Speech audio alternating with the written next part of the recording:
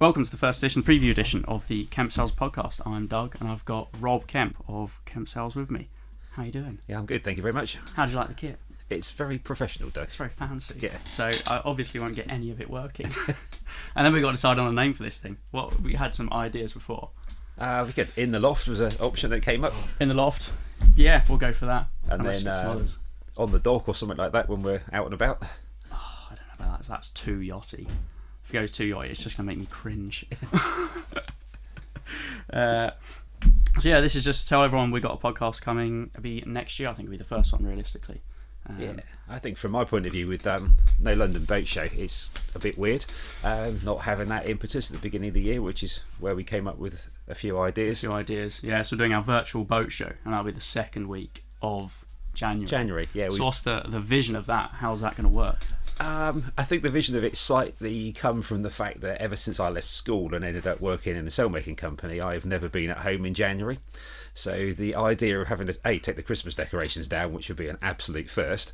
So you have to hide from doing any household chores by creating your own boat show. Absolutely, yeah. I mean, literally, 30 years we've been married, I've never ever taken the Christmas decorations down. So this is an all-time first. So anything we can do to make it like a boat show that isn't quite a boat show is it was good. Yeah, Juliet's really going to appreciate that. Yeah, absolutely.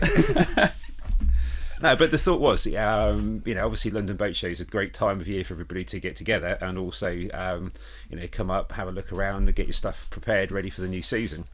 And it's actually not that long from January to Easter. So from in the world of sailmaking, if we've got to actually make the sails, because unlike some sailmakers, we actually do make them, we have a limited amount of time in which to get that done. So we thought a virtual boat show to stimulate people, getting to chat with us about the new stuff would be a good idea. So we're putting out videos each day for the week, I think, isn't it? I think that's the plan. We've obviously got to come up with enough content to get that out there and learn how to use the videoing equipment so it doesn't look And we've got terrible. to get enough. We've got some boat builders hopefully coming in. And some equipment suppliers as well, for them to show people what products are out. Yeah, I've spoken to one of our primary cost suppliers, which is Dimension Polyant. Ben's going to come and have a chat with us about fabrics. Andy Postle's going to come in and have a talk with us about some rigging stuff, top-down furlers, which are quite on point at the moment. What we might do is run a bit of a competition. One of the ideas I've got is a little competition throughout the year, because when we moved from Earl's Court to XL, everybody moaned about the lack of atmosphere and going to sit into the town and see a show and things like that. So what I thought we might do is run a little competition throughout the month. End of the January, we'll pull a name out of the hat and send off a couple of people with some tickets for a show up in town, just to bring back that kind of showy bit of London Boat Show, which is pretty lacking in some people's minds from XL. Yeah, well, it's back to London again, isn't it?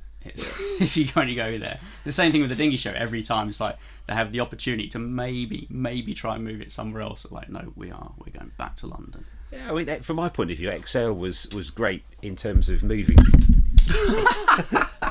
Yeah, exactly. You've broken all the equipment. I've just broken the mic.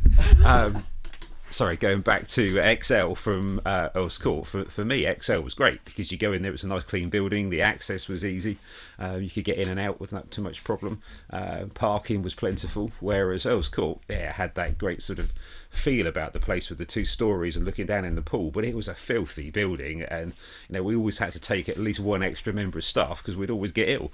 So you could guarantee you go in there with 4 and come out with 3 if you're lucky, sometimes 2 people still standing at the end of the 10 days. It's a nice hazardous way to do a boat show. It's a horrible place. I've just realised also, we don't have the disclaimer that any kind of media might have of these views don't represent the company, because you are Rob Kemp.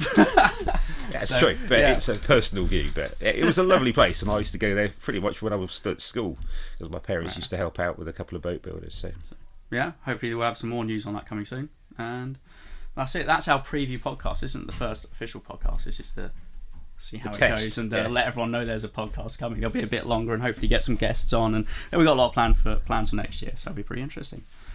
Thanks for listening. That's good. Thanks very much, guys.